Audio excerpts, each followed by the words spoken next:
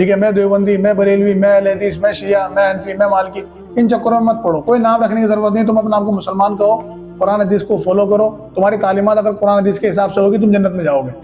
अब इसके पीछे रीजन क्या है पता तो सबको है इस आयत का। रीजन इसके पीछे ये है कि एक हदीस की गलत इंटरप्रिटेशन कर दी उलमाए किराम ने, और उलमा से मुराद वो लोग यानी कि जो तफरकाबाजी को फरोग देने वाले हैं कि जी 73 फिरके होंगे, 72 ने जहन्नम में जाना है, सिर्फ एक ने जन्नत में जाना है। बिल्कुल।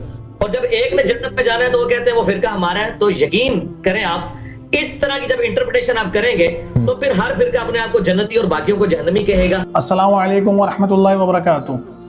डॉक्टर सुलेमान सवाल कर रहे हैं कि सलमान भाई, ये जो हदीस है कि अल्लाह के रसूल ने फरमाया सल्लल्लाहु अलैहि वसल्लम कि मेरी उम्मत 73 फिरकों में बढ़ जाएगी, एक जन्नत में जाएगा, बाकी सब जहन्नुम में जाएंगे, तो ये जन्नत में जाने वाले लोग जो होंगे ये ग्रोह होगा या फिरका होगा? प्लीज़ रहनुमाई करें, इसमें बड़ा इख्तलाफ चल रहा है।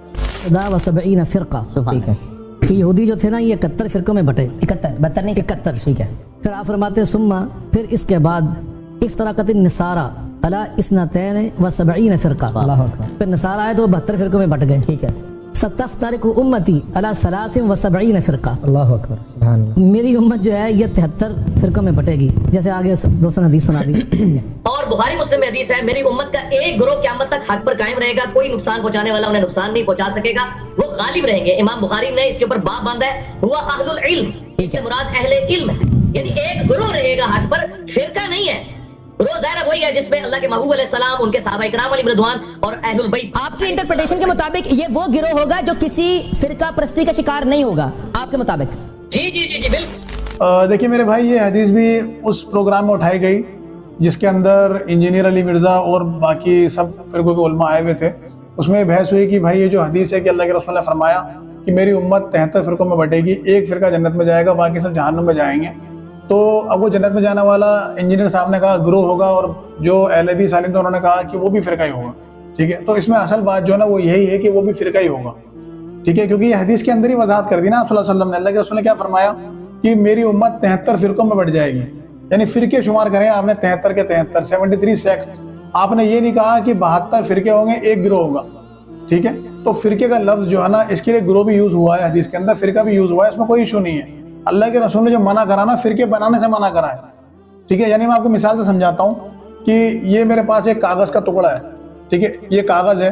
अब आप समझिए कि अल्लाह के रसूल ने एक उम्मत छोड़ी है जो मुस्लिम उम्मत है, अपने आप को मुसलमान कहने का हमें हुक्म आया कुरान के अंदर, हदीस के अंदर। अब आप सल्लल्लाहु अलैहि वसल्लम ये उम्मत छोड़ गए, अब इस उम्मत के अंदर से अगर कोई कटता है, यानी इस टुकड़े में से जो कागज़ है इसके अंदर से अगर कोई टुकड़े होते हैं छोटे छोटे, जैसे देवबंदी, बरेलवी, शिया, अहले हदीस, फला या हनफी या शाफी या मालिकी, अब एंड में समझिए सब फिरके बढ़ गए, ये बच गया असल, ठीक है। अब क्या ये कागज़ का टुकड़ा नहीं है तो ये भी कागज़ का टुकड़ा है, आपको ये कहे कि नहीं ये टुकड़ा नहीं है, ये कुछ अलग चीज़ है, तो अलग चीज़ थोड़ी है, टुकड़ा ही है।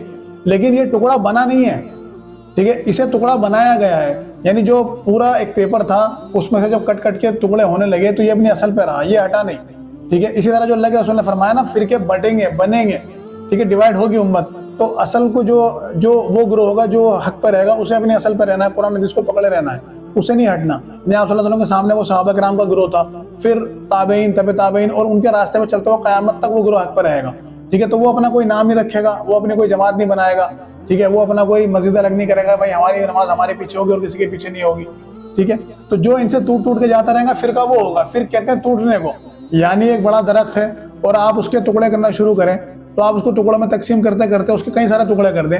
अब 1 फुट का अगर हिस्सा बच जाता है, पेड़ का जो असल जड़ पे खड़ा है, इस पे पूरा पेड़ था, वो जड़ बच जाती है चाहे 1 फुट ऊपर जमीन के, तो कहने को तो वो भी लकड़ी का टुकड़ा ही है, लेकिन वो खुद से नहीं बना, बाकी उसे छोड़ के चले गए। अब वो मजबूर है अपना आपको फिरका कहलाने पे, टुकड़ा कहलाने पे, ठीक है। तो जितने भी लोग होंगे ना जो कुरान हदीस को मानते होंगे, कुरान हदीस को फॉलो करते होंगे, प्रायोरिटी कुरान हदीस को देते होंगे उम्मत के अंदर, और कहते होंगे भाई हमें किसी की बात ना बताओ, हमें वो बात बताओ जो अल्लाह रसूल की बात है, ठीक है, हमारे लिए वही हुज्जत है। बाकी अगर किसी की बात उससे मिल रही है हम मान लेंगे, टकरा रही है हम उसे दीवार पर मार देंगे, ठीक है। तो वो लोग होंगे इस फिरके में, इस ग्रोह में, जो खुद में खुद बना होगा।